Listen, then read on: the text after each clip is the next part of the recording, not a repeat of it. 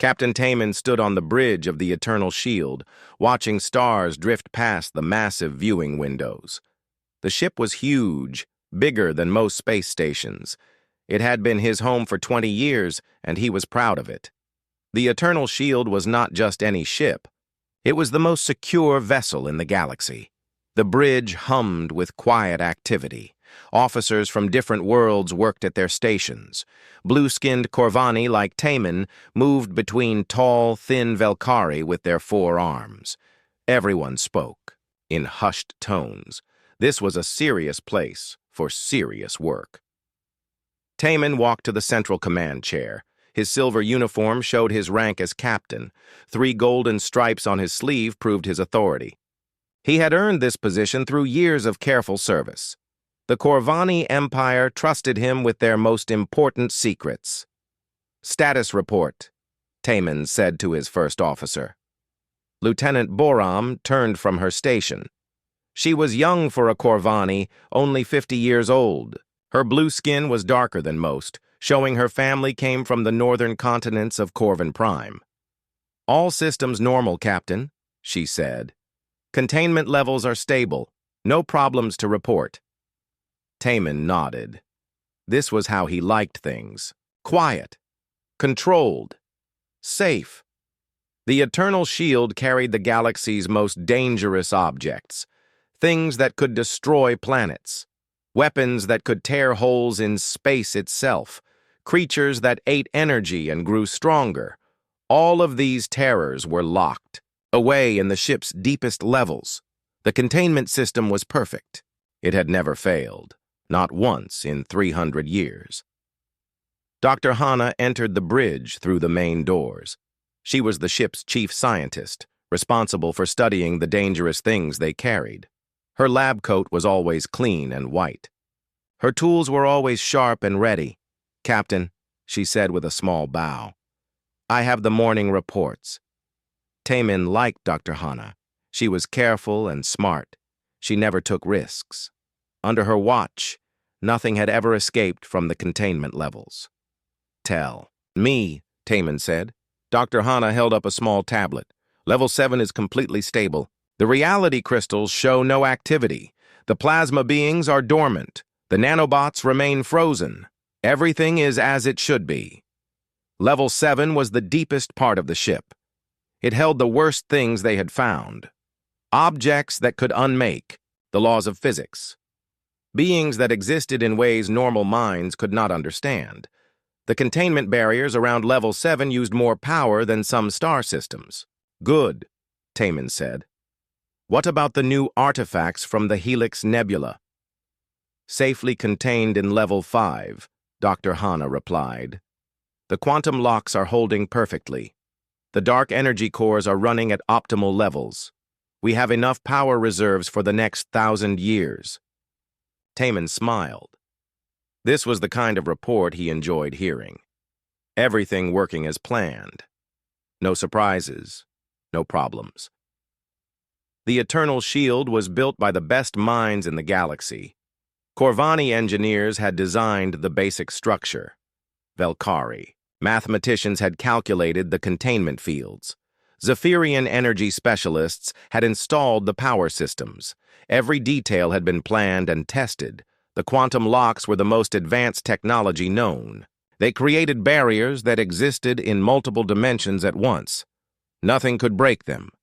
The dark energy cores that powered them drew energy from the fabric of space itself.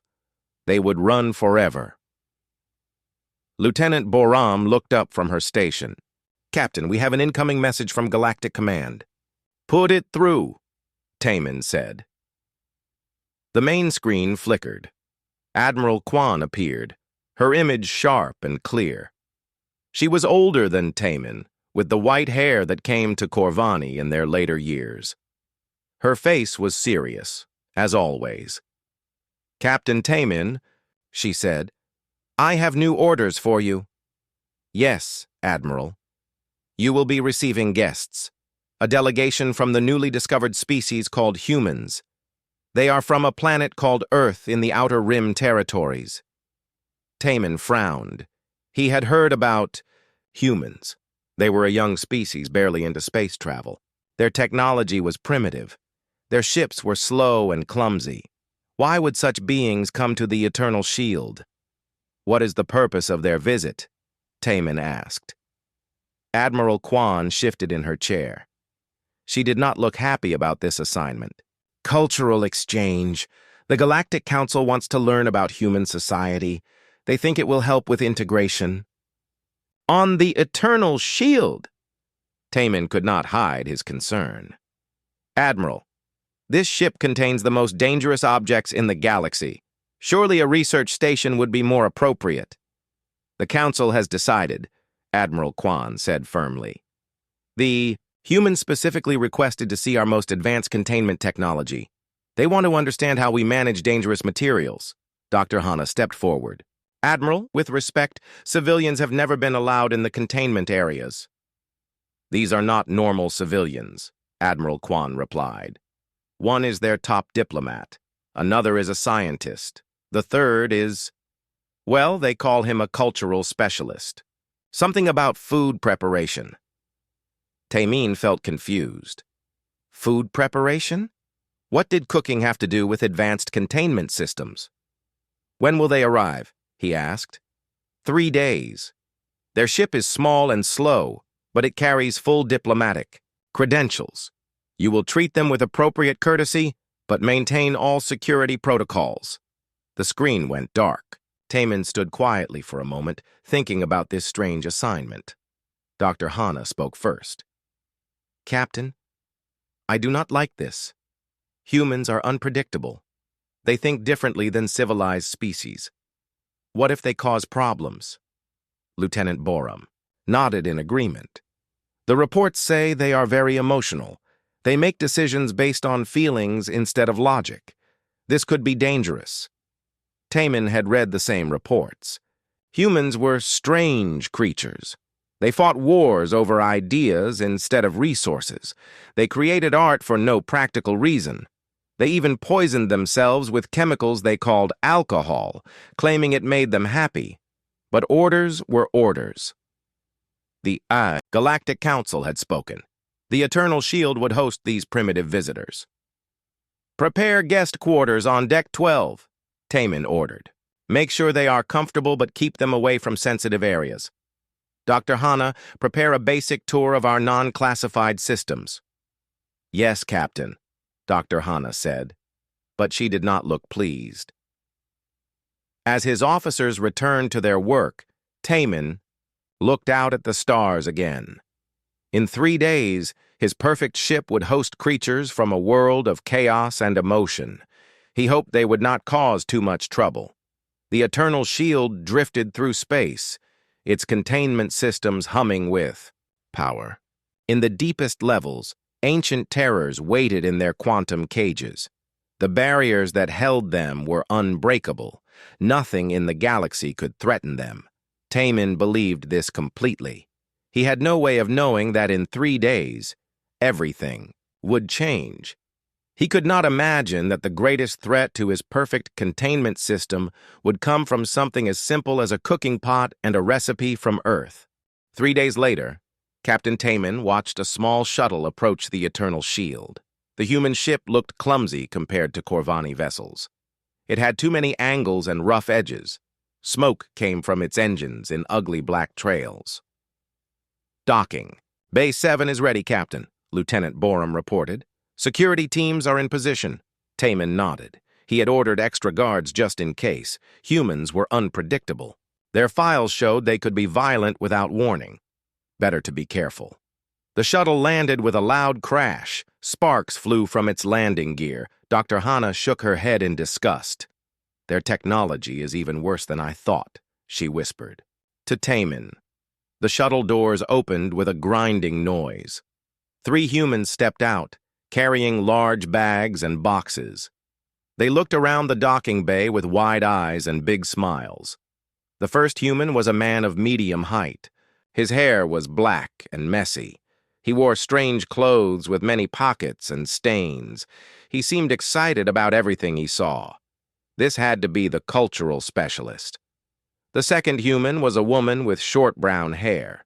She wore a white coat similar to Dr. Hana's, but it had more equipment attached. Her eyes were sharp and intelligent. She carried a tablet and was already taking notes. The third human was older than the others. His hair was gray at the edges. He wore formal clothes that looked more normal to alien eyes. He stood straight and calm, like a proper diplomat should. Captain. Taman walked forward with Dr. Hana beside him. The security guard stayed close but tried to look friendly. "Welcome to the Eternal Shield," Taman said in standard galactic language. "I am Captain Taman." The older human stepped forward and bowed slightly. "Thank you, Captain. I am Ambassador Do-hyun. These are my colleagues, Dr. Mira and Chef Jiho." Chef Jiho waved at everyone with both hands. He seemed happy just to be there. Dr. Mira nodded politely, but kept writing on her tablet. "We are honored to visit your magnificent ship," Ambassador Do-hyun continued. "The reputation of Corvani engineering reaches even to Earth." Taman felt pleased by the compliment. At least, these humans showed proper respect. Chef Jiho suddenly spoke up. "Captain, your ship smells very clean. Too clean. Where I come from, we believe good smells make good feelings. I brought special food to share with your crew." He patted one of his bags. Strange odors leaked out. Taman's nose wrinkled. The smells were sharp and strong, nothing like proper Corvani nutrition paste. Dr. Hana looked worried. "What kind of food?" "Traditional Earth cuisine," Dr. Mira explained. "Chef Jiho specializes in dishes from the Korean peninsula. His family has passed down recipes for many generations." "Recipes?" Dr. Hana asked. "You mean chemical formulas?" Chef Jiho laughed loudly. "Not exactly. Recipes are like instructions, but with feelings added. My grandmother taught me to cook with love and patience. She said the secret ingredient is always care." The aliens exchanged confused looks. Love and patience were not chemical compounds. How could feelings affect food preparation? "Ambassador," Do-hyun noticed their confusion. "Perhaps we should explain. Humans have a complex relationship with food. We do not simply consume nutrients. We create experiences." "Experiences?" Captain Taman asked. "Tastes, smells, textures," Dr. Mira said. "Our food affects our emotions and memories. A single dish can make us happy or sad, remind us of home or adventure." This made no sense to the Corvani. They had evolved beyond such primitive needs long ago. Food was fuel, nothing more. Adding emotions to eating seemed wasteful and inefficient. Chef Jiho opened one of his bags. More strange smells escaped. The security guards stepped back. Some covered their noses. "I brought ingredients for my famous chili," Chef Jiho said proudly. "It won first place at the Seoul Spice Festival 3 years running. The judges said it was the most perfect balance of heat and flavor they ever tasted." "Heat?" Dr. Hana asked. "You cook food at high temperatures?" "Not that kind of heat," Dr. Mira explained. "Spiciness. Some earth plants produce chemicals that create burning sensations in our mouths. We enjoy this feeling." The aliens stared in shock. Humans deliberately hurt themselves while eating? This was even stranger than their reports had suggested. Ambassador Do-hyun smiled at their expressions. "I know it sounds odd. Many species find human food customs difficult to understand. But we would be honored to demonstrate our culture through Chef Jiho's cooking." Captain Taman was not sure about this. The smells coming from the human bags were getting stronger. Some of his crew looked sick. But diplomatic protocol required him to be polite to official guests. "Where would you prepare this chili?" he asked. "Any basic food preparation area would work," Chef Jiho said. "I just need heat sources, mixing tools, and ventilation. The recipe is very simple." Dr. Hana spoke quietly to Taman. "Captain, we could use Laboratory 6 on Deck 8. It has good air recycling and is far from the containment areas." Taman nodded.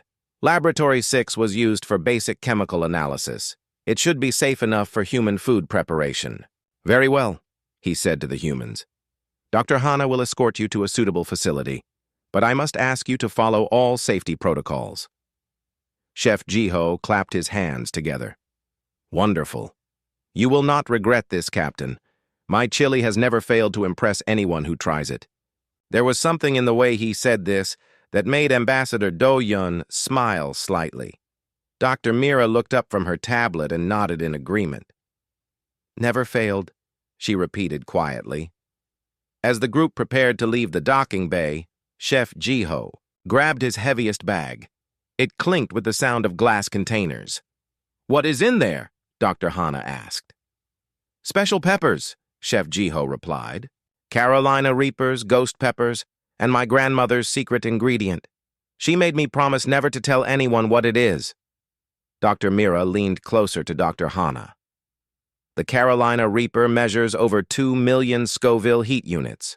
It is one of the hottest peppers on Earth. Dr. Hana had no idea what Scoville heat units were, but 2 million of anything sounded like a lot. As they walked through the ship's corridors, Chef Jiho looked around with wonder. The clean walls and bright lights amazed him. Everything was so organized and perfect. Your ship is beautiful, he told Captain Taman. So different from Earth vessels. We build things rough and messy, but they work. Corvani engineering values precision, Taman replied proudly. Every system is designed for maximum efficiency and safety. Safety is good, Chef Jiho agreed. But sometimes the best things come from a little chaos. My chili, for example, I never measure exactly. I cook by feel and taste. Dr. Hana shuddered at the thought of working without precise measurements. How could anyone create consistent results without proper scientific method? They reached Laboratory 6. Dr. Hana showed Chef Jiho the equipment available. He nodded and smiled, saying everything looked perfect. When will you begin? Captain Taman asked. Chef Jiho looked at his watch. Right now, if that is okay. Good chili needs time to develop its full power. He said the word power in a way that made Ambassador Do-yun chuckle quietly. Dr. Mira made another note on her tablet. As Chef Jiho began unpacking his ingredients, none of the aliens realized they were about to witness something that would change their understanding of the universe forever. The Eternal Shield continued its journey through space, carrying its cargo of contained terrors. In the deepest levels, ancient evils waited in their quantum prisons. The barriers that held them had never been tested by anything as simple as human cooking, but they were about to be. Chef Jiho unpacked his ingredients with the care of a surgeon preparing for operation. Each container was labeled in Korean writing that the aliens could not read. The smells grew stronger with every jar he opened. Dr. Hana watched from a safe distance. Her scientific training told her to observe and record everything. But her nose told her to run away as fast as possible. These are Carolina Reapers, Chef Jiho said, holding up bright red peppers that seemed to glow with inner fire. They grow in the hot regions of North America, very spicy, but with wonderful flavor. He placed several peppers on the cutting board. Even through the sealed containers, their smell made the air sharp and burning. Captain Taman entered the laboratory with Lieutenant Borum. He wanted to observe this strange human ritual himself. The moment he stepped through the door, his eyes began to water. What is that odor? He asked, covering his nose. Capsaicin, Dr. Mira explained. It is a chemical compound that creates the sensation of heat. Humans have evolved to enjoy this feeling, but most other species find it unpleasant. Chef Jiho smiled and opened another container. These are ghost peppers from India. They used to be the hottest peppers in the world before we found stronger ones. The ghost peppers were smaller than the Carolina Reapers, but their smell was somehow worse. It made the air itself seem dangerous to breathe. Lieutenant Borum backed toward the door. Captain, perhaps we should observe from the corridor. But Captain Taman was fascinated despite his discomfort. He had never seen food preparation that seemed so much like weapons manufacturing. Chef Jiho began cutting the peppers with a sharp knife.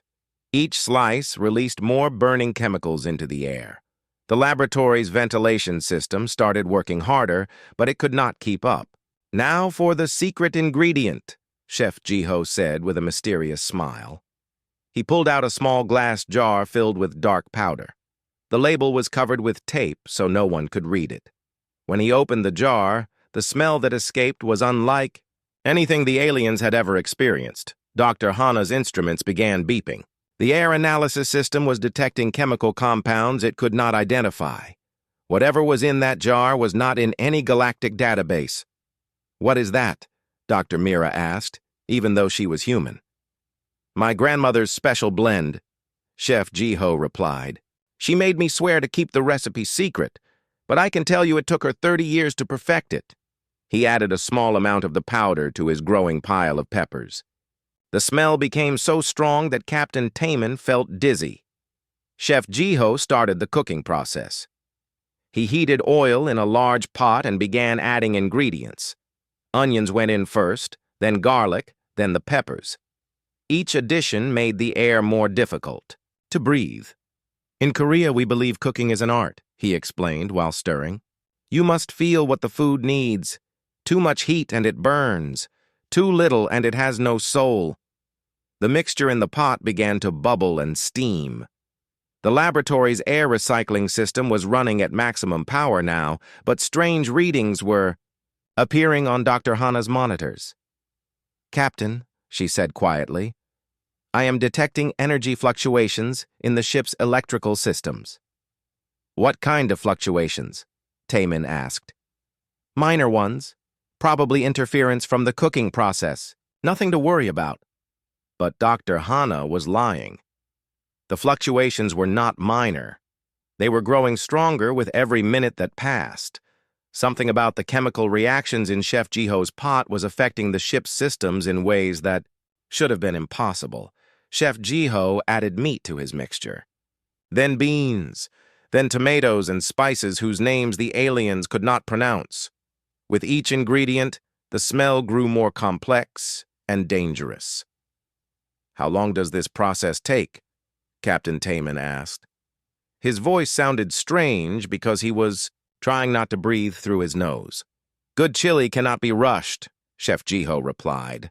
"It must simmer slowly for several hours. The flavors need time to marry and become one." Several hours. Dr. Hana looked at her monitors with growing concern. The energy fluctuations were spreading through the ship's power grid. If this continued, it might affect the containment systems. "Perhaps we should move to a different location," she suggested carefully.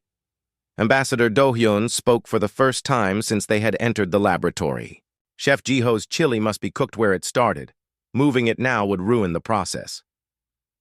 There was something in his tone that made Captain Taman look at him more closely. The human diplomat seemed calm, but his eyes were alert and watching. Everything. Dr. Mira was taking notes on her tablet constantly.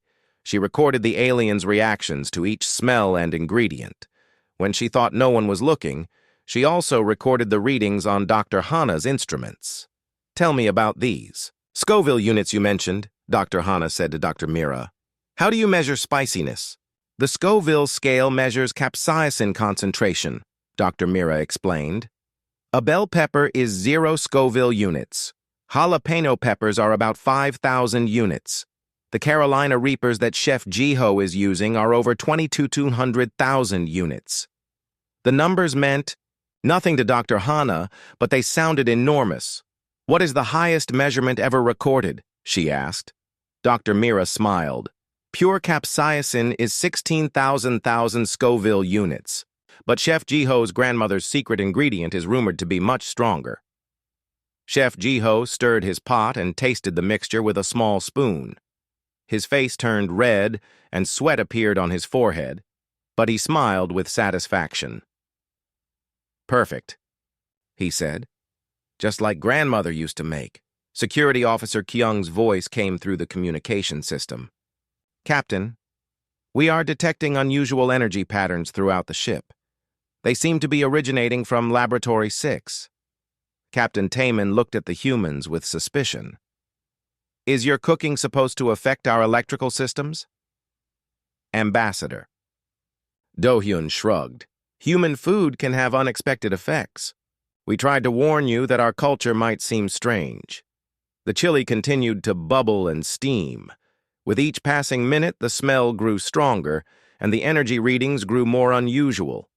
Deep in the ship's computer core, automatic systems began trying to compensate for fluctuations they did not understand.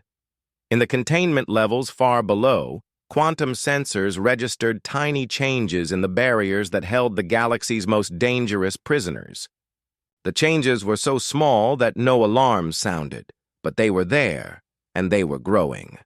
Chef Jiho added a final ingredient to his pot, a liquid from a bottle marked only with Korean symbols. When it hit the hot mixture, the smell became so intense that Lieutenant Borum fainted. "What was that?" Captain Taman demanded. "Rice wine vinegar," Chef Jiho said innocently. "It helps balance the heat, but the readings on Dr. Hana's instruments spiked so high that several monitors went offline. Something was very wrong, and it was getting worse every second. The Eternal Shield continued its journey through space, carrying its cargo of contained horrors. In Laboratory 6, a pot of chili simmered peacefully, and in the ship's deepest levels, barriers that had never failed began to tremble for the first time in 3 centuries. 2 hours later, Captain Taman was getting impatient. The smell from Laboratory 6 had spread through 3 decks of the ship. Half his crew was wearing breathing masks. The other half had moved to different sections entirely. Chef Jiho stood over his pot like a proud parent. The chili was thick and red, bubbling with an energy that seemed almost alive. Steam rose from its surface in patterns that hurt to look at directly. "It is almost ready," he announced. "Just a few more minutes for the flavors to reach perfect harmony." Dr. Hana was no longer trying to hide her concern. The energy readings had moved beyond unusual into impossible. The ship's main computer was reporting system conflicts that should not exist. "Captain," she whispered urgently, "we need to evacuate this area immediately." "Why?" Taman asked. "The quantum resonance patterns are affecting our containment fields. I do not understand how, but the cooking process is creating interference with our most advanced systems." Before Captain Taman could respond, Chef Jiho ladled chili into a small bowl. The mixture was so thick it moved like liquid fire. The smell that rose from it made everyone in the room step backward. "Who would like to try it first?" Chef Jiho asked with an innocent smile. Ambassador Do-hyun raised his hand quickly. "Perhaps we should let our hosts have the honor." Dr. Mira nodded in agreement. "It would be rude for us to taste it before our gracious hosts." Captain Taman looked at the bowl with suspicion. The chili seemed to glow with its own light. Small. Bubbles popped on its surface, releasing more of the burning smell. "Is it safe?" he asked. "Completely safe," Chef Jiho assured him. "Humans eat this all the time. Well, not all humans, and not very often, and usually in much smaller amounts. But it is definitely safe." His reassurance was not very reassuring. Lieutenant Boram had recovered from her fainting spell, but she stayed near the door. "Captain, maybe we should have it tested first." "Nonsense," Captain Taman said, trying to sound braver than he felt. "If primitive humans can eat this substance, certainly a Corvani can handle it." He was proud of his species' advanced evolution. Corvani had moved beyond many biological weaknesses that still affected lesser races. Their digestive systems were efficient and strong. What could human food do to them? Dr. Hana tried one more time to stop him. "Captain, the readings suggest—" "Enough," Taman interrupted. "We will not be shown up by aliens who barely know how to build proper starships." He took the bowl from Chef Jiho. The chili felt warm through the container. It smelled like concentrated fire. But his pride would not let him back down now. Ambassador Do Yun watched with interest. Dr. Mira held her tablet ready to record everything. Chef Jiho smiled encouragingly. Captain Taman lifted the spoon to his mouth. The chili looked innocent enough, just vegetables and meat in a red sauce. How dangerous could it really be? He took a large bite and swallowed it quickly. For exactly 3 seconds, nothing happened. Captain Taman felt proud of himself. The human food was no match for Corvani biology. Then the capsaicin hit his nervous system. The first sensation was heat, not the gentle warmth of properly heated food, but burning fire that seemed to consume his mouth from the inside. His tongue felt like it was melting. The second sensation was panic. His brain, unused to processing such intense pain signals from eating, began sending emergency commands throughout his body. His heart started racing. His breathing became rapid and shallow. The third sensation was the worst. Captain Taman had cybernetic implants like most modern Corvani. Neural enhancers that helped him process information faster. Command interfaces that linked him directly to the ship's systems. These implants were connected to his nervous system. When his nervous system went into overload from the capsaicin, the implants tried to compensate. They began generating their own signals to counteract what they interpreted as system failure. But they were not designed to handle the chaotic neural activity caused by extreme spiciness. Captain Taman fell to his knees, clutching his head. His cybernetic implants began flashing with warning lights. Electrical discharges sparked between his neural ports. "Captain!" Lieutenant Borum rushed to help him. But it was too late. The feedback loop had started. His overloaded nervous system triggered his implants, which sent more signals to his nervous system, which overloaded even more. Each cycle made the problem worse. Dr. Hana's instruments went crazy as electromagnetic pulses radiated from the captain's failing implants. The pulses were powerful enough to interfere with nearby systems. "Medical team to Laboratory 6, she called into her communicator. "Emergency situation." Chef Jiho looked concerned for the first time. "Maybe I should have mentioned that humans build up tolerance slowly. First time should be just a tiny taste." Ambassador Do Yun and Dr. Mira did not seem surprised. They watched the captain's distress with the calm attention of scientists observing an expected result. The electromagnetic pulses from Captain Taman's implants grew stronger. They cascaded through the ship's power grid like ripples in water. Each pulse carried the chaotic frequency patterns of his overloaded nervous system. Deep in the ship's core, the quantum computers that controlled the containment fields registered the interference. They tried to filter out the noise, but the patterns were unlike anything in their programming. In Containment Level 7, the reality crystals stirred for the first time in decades. They were sensitive to dimensional fluctuations and the electromagnetic. Chaos was creating tiny tears in space around them. The sentient plasma beings noticed the weakening barriers immediately. They had been waiting centuries for any sign of failure in their quantum prisons. Now they pressed against the walls that held them, testing for weak spots. Security Officer Kyung's voice echoed through the ship's communication system. "All sections. Report system malfunctions. Power fluctuations on every deck. Containment monitoring systems are showing irregular readings." Dr. Hana looked at her instruments in horror. The containment fields were destabilizing. The impossible was happening. The barriers that had held for 300 years were beginning to fail. "Get him to medical bay immediately," she ordered the arriving medical team. But as they carried the writhing captain away, his implants continued to pulse with chaotic energy. Each pulse sent more interference through the ship's systems. In the deepest levels of the eternal shield, ancient terrors began to wake up. The reality crystals pulsed. With growing power, the plasma beings pressed harder against their weakening cages. The matter-eating nanobots registered the first system failures they had detected in their long imprisonment. Chef Jiho stood over his pot of chili, looking confused and worried. "I do not understand. It never affected anyone like this before. Dr. Mira made notes on her tablet. Fascinating. The interaction between capsaicin and cybernetic implants creates a feedback loop. The neural overload triggers electromagnetic interference. Ambassador Do-hyun nodded slowly. Very interesting indeed. Dr. Hana stared at them both. Did you know this would happen? Before they could answer, alarms began sounding throughout the ship. Red warning lights flashed in every corridor.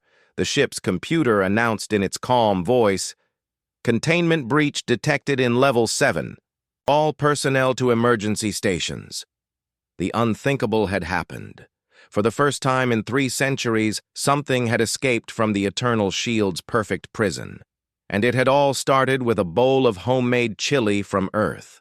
The first thing to escape was a reality crystal the size of a human fist.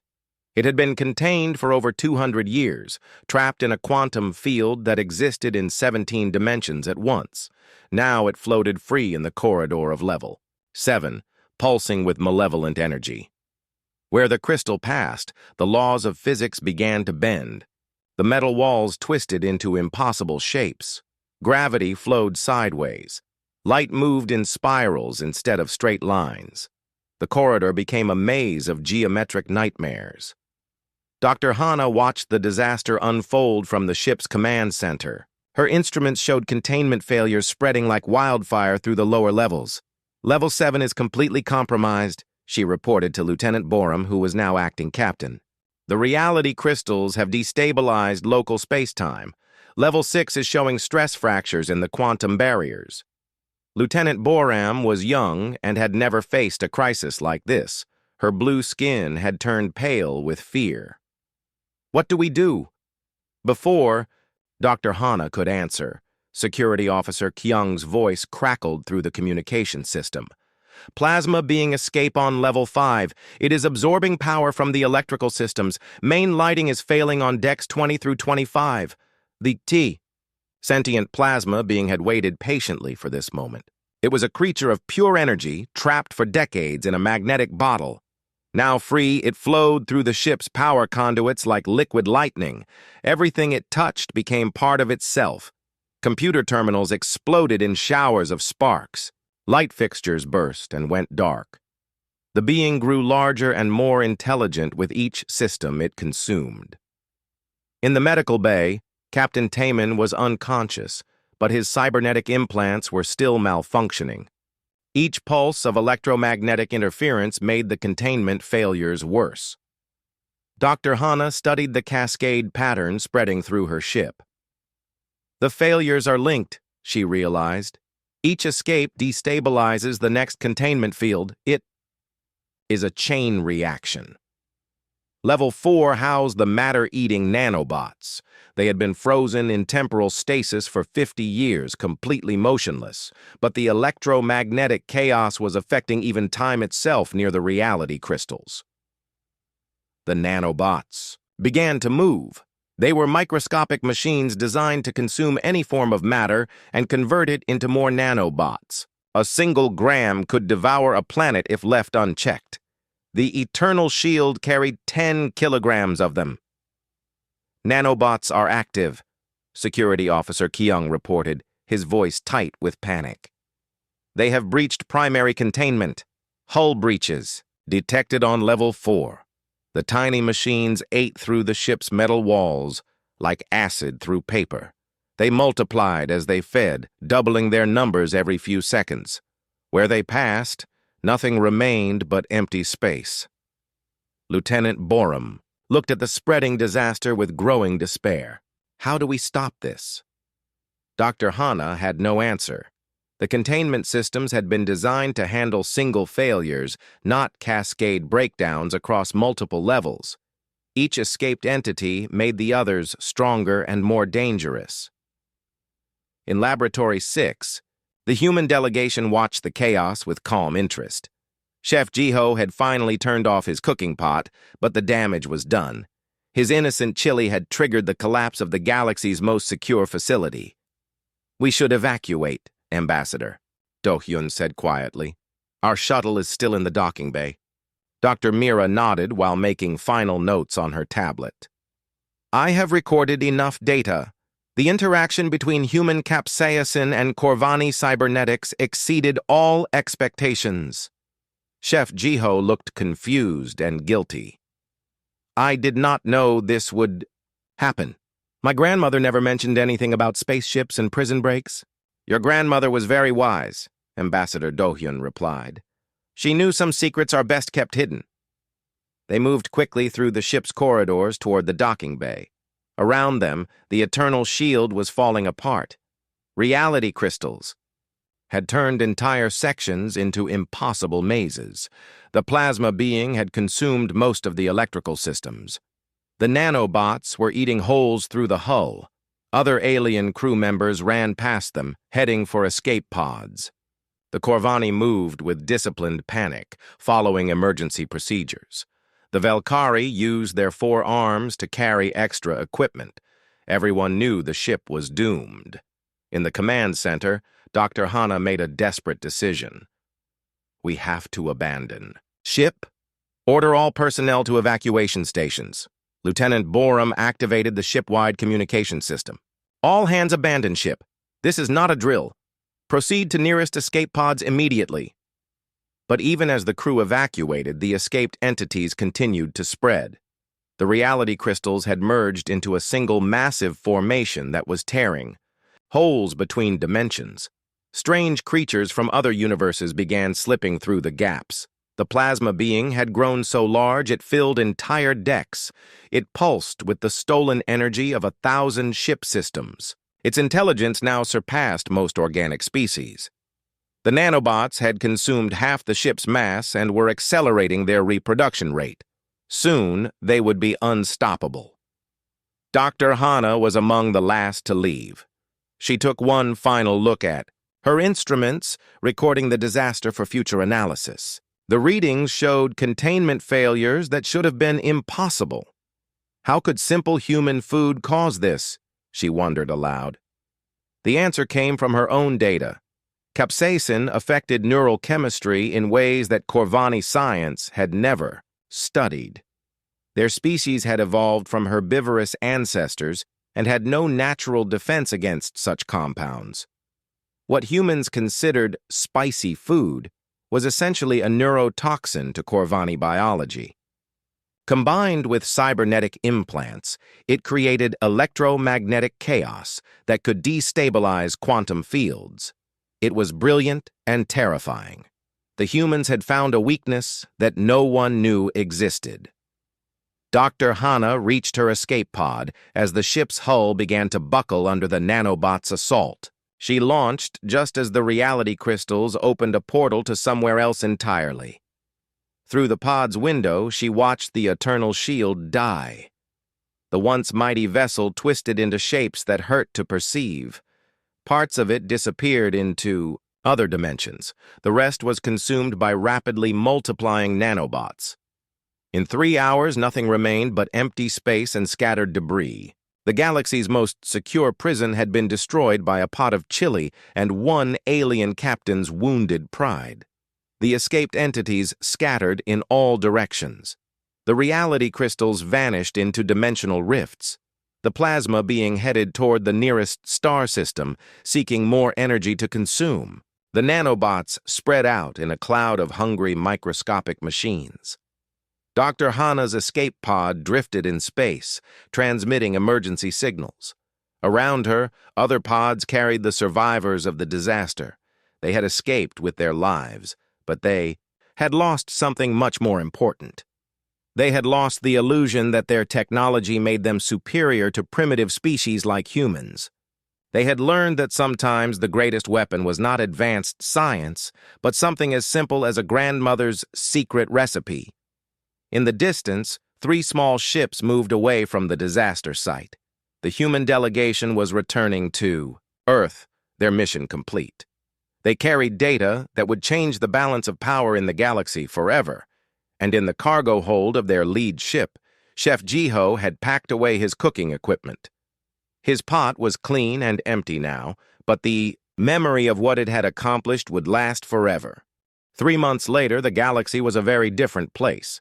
The escaped entities from the Eternal Shield had caused chaos across 17 star systems. The Corvani Empire's reputation for technological superiority lay in ruins alongside their destroyed prison ship. On Earth, Chef Jiho stood in his new office at the Human Defense Ministry. The sign on his door read, Director of Culinary Warfare. He still could not quite believe his promotion. "Good morning, Director," his assistant said as she brought him his daily briefing. "We have requests from 12 different military commands. They all want new recipes." Jiho nodded and opened the first report. The Mars colonial fleet wanted something to disable Zephyrian energy shields. The Luna Defense Force needed a weapon against Valkyrie boarding parties. Everyone wanted to know what human food could do to alien biology. Dr. Mira entered his office carrying a tablet full of new data. She had been promoted, too, from simple food scientist to head of xenobiological warfare research. Her job was to understand exactly why human cuisine was so dangerous to other species. "Any luck with the Drachmore physiology?" Jiho asked. Dr. Mira smiled. "Very promising. Their respiratory system is extremely sensitive to sulfur compounds. A strong dose of garlic should incapacitate their entire crew. And the hegemony forces? Ginger affects their balance organs. We could develop seasoning grenades that would make them too dizzy to fight."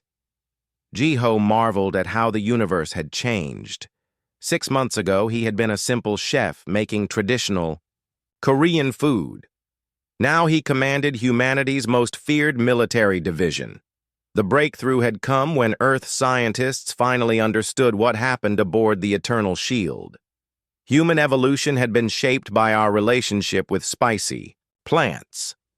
We developed tolerance to compounds that other species found toxic. Capsaicin was just the beginning. Humans regularly consumed chemicals that could disable most alien nervous systems. We ate substances that would send other species into shock. Our comfort food was biological warfare. Ambassador Do-hyun visited that afternoon for their weekly strategy meeting. He had been promoted to Secretary of Galactic Relations, making him one of the most powerful humans in known space. "How are the negotiations going?" Jiho asked. "Better than expected," Do-hyun replied. "The Corvani have agreed to all our territorial demands. The Valkyrie are offering trade concessions we never dreamed possible. Everyone is very eager to stay on humanity's good side. This was the new reality. Species that had dismissed humans as primitive now begged for peace treaties. Our backward biology had become our greatest strength." Captain Taman appeared on the office's communication screen. He was calling from a medical facility on Corvin Prime, where he had spent months recovering from his encounter with human chili. "Director Jiho," he said with a respectful bow, "I wanted to thank you again for the antidote recipe. Milk, the cure. For capsaicin poisoning was simple milk, but it had taken Corvani scientists weeks to figure that out. By then, most of the galaxy knew that humans possessed weapons their advanced science could not counter. "How are you feeling, Captain?" Jiho asked. "Much better. The doctors say my cybernetic implants will work normally again soon, but I have learned an important lesson about respecting other species." Taman had become an advocate for treating humans with proper dignity. His experience had taught him that technological advancement did not guarantee superiority. "What is the status of the escaped entities?" Dr. Mira asked. Taman's expression grew serious. "The reality crystals have destabilized 3 solar systems, the plasma being consumed an entire space station before we could evacuate it. The nanobots are still spreading, but slowly. We estimate it will take decades to contain all of them." The disaster was still unfolding across the galaxy. But rather than blame humanity, most species were grateful that Earth had revealed the weakness in Corvani containment technology. Better to know about the flaw than suffer a worse disaster later. That evening, Jiho received a special visitor. His grandmother had come to see his new office. She was a small, elderly woman who still wore traditional Korean clothes. Her eyes, sparkled with pride and mischief. "So," she said in Korean, "my chili recipe destroyed a spaceship?" "Yes, grandmother. The most advanced prison in the galaxy." She nodded with satisfaction. "Good. I always said my cooking was powerful, but I never expected it to work on aliens, too." Jiho had finally learned the secret ingredient in her recipe. It was not a spice or herb. It was something much simpler and more dangerous. "Concentrated capsaicin extract," he said. "You are adding pure pepper essence to already incredibly hot peppers." His grandmother smiled. "Your grandfather could not handle spicy food at all. I made that recipe to teach him respect for Korean cooking. It worked very well." She had been conducting biological warfare for 60 years without knowing it. Her kitchen experiments had created a weapon that could bring down galactic civilizations. The intercom buzzed with an urgent message. "Director, we have a situation. The hegemony fleet is approaching the Sol system. They are demanding surrender." Jiho sighed. Another species had decided to test humanity's new reputation. They probably thought the stories about food weapons were exaggerated. "Prepare the kimchi bombs," he ordered, "and heat up a batch of my special noodle soup." His grandmother patted his shoulder. "Make them extra spicy, dear. Some people only learn through experience." As night fell on Earth, cargo ships launched from hidden bases around the planet. They carried humanity's newest export, authentic cuisine. Korean chili, Indian curry, Mexican habaneros, and Thai peppers were on their way to meet the hegemony fleet. The aliens would learn what Captain Taman had discovered. In a universe full of advanced weapons and exotic technologies, sometimes the most devastating force was something as simple as a grandmother's love and a very spicy recipe. Dr. Hana floated in her medical pod aboard a Corvani hospital ship, still recovering from the Eternal Shield disaster. She was writing her final report on the incident that had changed everything. "Personal log, day 127, she dictated to her computer. "I have spent my entire career studying the most dangerous substances in the universe, reality-warping crystals, sentient plasma, matter-consuming nanobots, but none of them were as dangerous as a simple pot of human food. The humans call it chili. To them, it is comfort food, something grandmothers make to show love for their families. To us, it was a weapon that could destroy the galaxy's most advanced technology. I have learned that advancement is not always about complexity. Sometimes the most powerful forces are the simplest ones. Love, family recipes, the willingness to share your culture with strangers.